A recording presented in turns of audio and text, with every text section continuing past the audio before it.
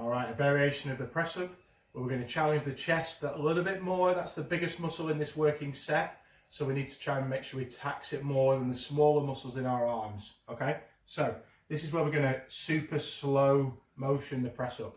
All right, so we're going to do 5 seconds on the way down and 5 seconds on the way back up. So for beginners, hands slightly wider than shoulder width apart, feet on the floor, knees under your hips. Okay, we're going to count down to the floor. We go 1, 2, 3, 4, 5, and back up 1, 2, 3, 4, 5.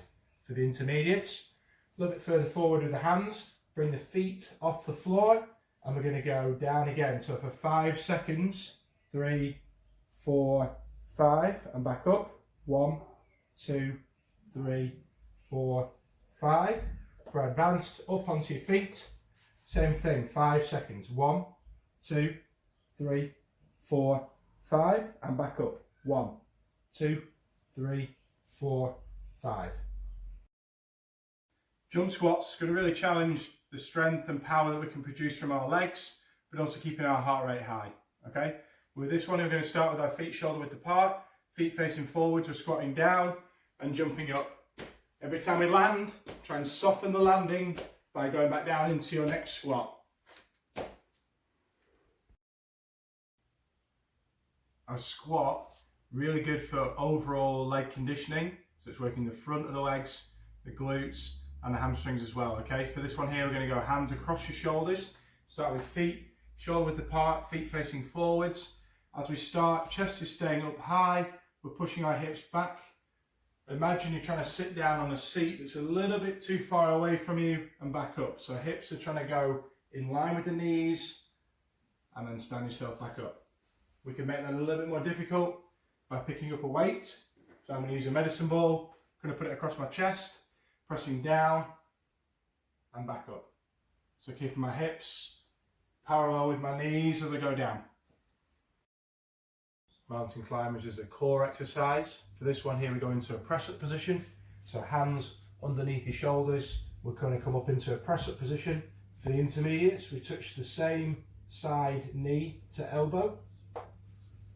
For advanced, keeping our head and body as still as we can, we touch the knee to the opposite elbow.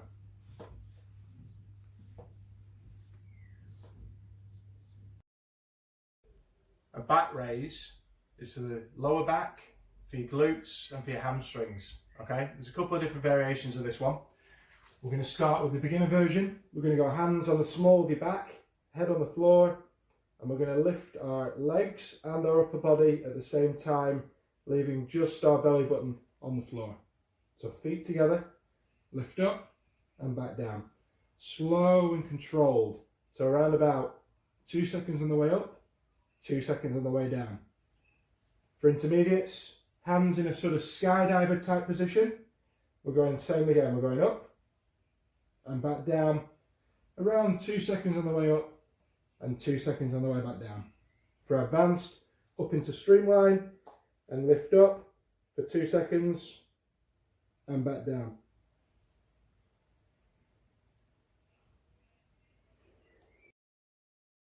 A variation of an abdominal crunch is where we bring our feet up to 90 degrees, feet and knees together, hands lightly on the sides of your temples.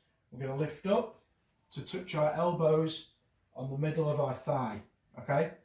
As our head very lightly touches the floor, we press back up. Trying to keep the same tempo on the way up and the way down.